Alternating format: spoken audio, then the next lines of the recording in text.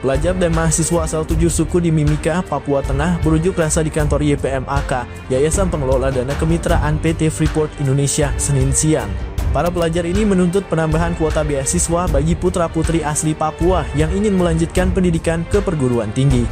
Dengan pembatasan kuota, tidak semua putra-putri Papua bisa mendapatkan kesempatan. Mereka heran perusahaan raksasa Freeport yang mengeruk emas di tanah Papua tanpa henti tidak mampu membiayai pendidikan anak-anak Papua.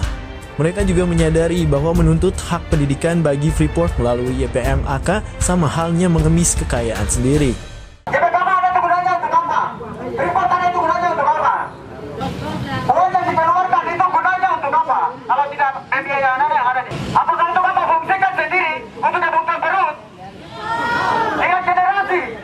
Besok ini yang akan memimpin ganti kalian. Berpikir untuk besok. Jangan untuk saat ini.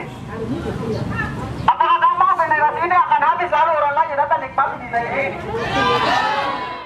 Untuk kesepakatannya belum ada. Katanya nanti mereka bicara dulu. Mereka kasih waktu 3 hari. Nanti hari ini sampai hari Kamis.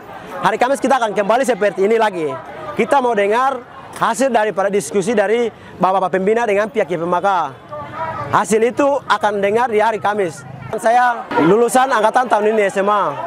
Dengan beserta teman 7 suku, kita demo karena terbatas kuota. Jadi kita minta nuntut kepada pihak YPMAK atau pihak Pembina bahwa tidak boleh batasi kuota. Karena 7 suku ini ada, yayasan YPMAK ada. Kita setiap orang yang sekolah itu punya tujuan, punya maksud, dan kita punya cita-cita masing-masing. Maka itu angkatan tahun ini harus terima, tidak memandang itu jurusan ini, tapi harus terima dengan apa yang kita mau atau jurusan yang kita pilih. Pendidikan ini sangat penting. Saya juga salah satu korban juga dari hal ini. Saya salah satu korban. Oleh karena itu saya membantu adik-adik saya karena saya tidak mau mereka terjadi seperti saya lagi. Menjadi pertanyaannya begini, Freeport ambil kita punya emas itu tidak pakai kuota atau tidak pakai terbatas. 1 kali 24 jam operasi. Nah, sekarang begini, kenapa sampai adik-adik kami ini pakai kuota? Ini menjadi pertanyaan buat kami. Jadi untuk kedepannya saya berharap pihak YPMAK, pihak Freeport, pihak pemerintah harus bagaimana cara mereka harus melihat generasi-generasi muda yang ada di Kabupaten Mimika ini, lebih khususnya di pendidikan. Karena tanpa pendidikan kita tidak bisa menjadi orang sukses. Pendidikan itu sangat penting. Jadi saya harap YPMAK, Freeport, Pembina, penasehat, bagaimana cara kalian harus kesepakatan dan mengambil keputusan yang benar-benar baik. Begitu, supaya tidak ada persoalan, tidak ada masalah di daerah ini. Adapun setiap tahun, YPMAK hanya bisa mengakomodir 3.000 beasiswa perguruan tinggi.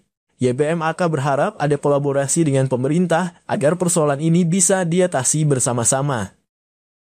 Ya, sebenarnya kuota 3.000 ini kita menambah di saat YPMAK. YPMAK baru ada penambahan kuota dan ditetapkan sebagai jumlah kuota peserta beasiswa setiap tahun itu hanya 3.000. Gitu.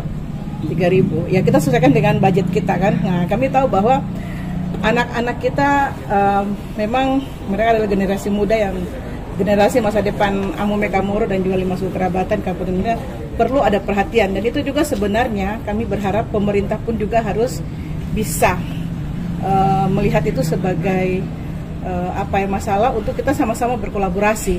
Kami berharap pemerintah pun juga mau berkolaborasi dengan YPMAK untuk bagaimana kita melihat para calon-calon mahasiswa ini.